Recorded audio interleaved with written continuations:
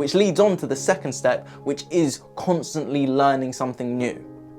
What can you actually learn that can help you? I suffered with social anxiety. I needed to learn how to be confident. I didn't know how to do it. So I had to pick up books, I had to listen to audiobooks, I had to watch videos, I had to learn techniques from people that knew what they were doing and how they could be confident, because at the time I didn't have the skill, I didn't have the knowledge or the information. So the options that you really are books, audiobooks, videos or audios, and then live in person with people, whether that is on Zoom, whether that is anything. And that's why I do the content that I do. I've got a book coming out, so you may see it by this time this video is out. It's called Kintsugi for the Mind. Get it in the description below. You will love the book and you will change your life. I promise that, because there's also meditations with it, the meditation hypnosis tapes with it that will help you overcome everything. Remove the pain and create your future. Let go of what was, create what is effectively. That's the whole goal of it. But I'm trying to hit every place so that you can't not, there's no excuses effectively. I want there to be no excuses to make the change. I'm not saying it's easy to make change, because I know it's not, but I don't want there to be any excuses. If you read the book. If you don't read the book, watch my videos. If you don't watch my videos, work with me personally. They're the three options that you've got. And this isn't just for me, this is for anyone. If you don't resonate with me and you resonate more with someone else, then go and work with them. But the point is that you're constantly learning something. And the reason we should be constantly learning something is because I want you to understand that you were not born anxious, depressed, fearful, worried, stressed out. You were born nothing and you were programmed. Kind of like how we can have the same phone. We can both have an iPhone, but I can have different apps. You can have different apps, but the phone is exactly the same.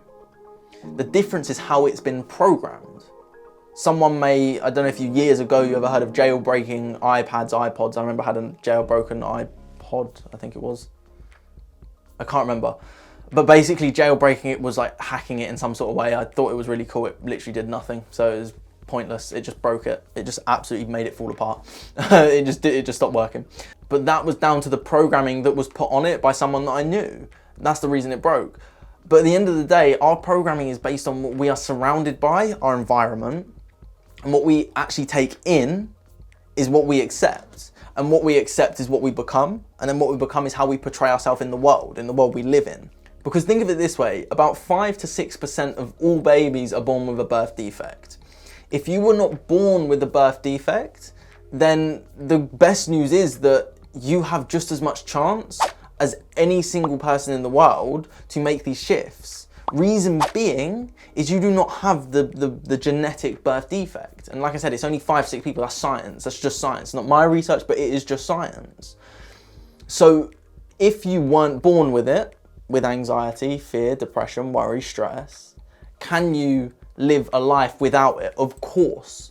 It takes constant learning though. You must learn something new in order to overcome this. And the bit of hope I want to leave you with is the fact that if you can speak a language, you can learn the language of confidence. You can learn the language of self-love. As I said before, it doesn't make it easy, but it makes it possible. And when it's possible, it can then become your new reality. So if you can understand this whole video, then you can learn something new. If you have 5-10 minutes a day, then you can self-reflect. If you don't have 5-10 minutes a day, then you need to self-reflect. You need to make time for this. It's not like, shouldn't, no. And this is something that I want to really urge onto people, is the fact that how does anyone build their muscles in a gym? No, I'm getting there, I've been working out. How does anyone build their muscles in a gym? They go regularly.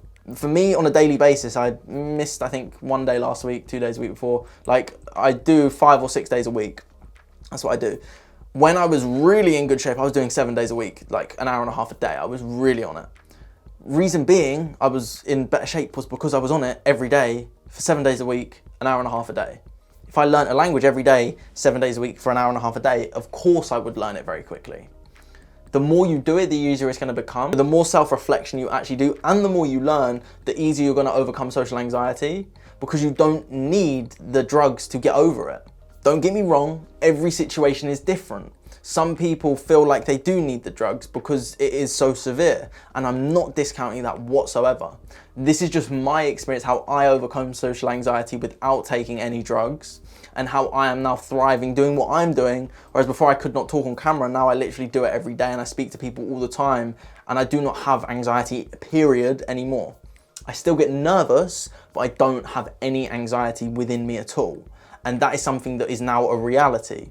Whereas years ago, that was never even, it was a possibility, didn't think it could happen, but now it just is. So if you want to overcome social anxiety, if this video has helped you, please let me know, leave it in the comments. Also send me a message and we can schedule in a free hypnosis session so that you can make the shifts in your life. Other than that, subscribe.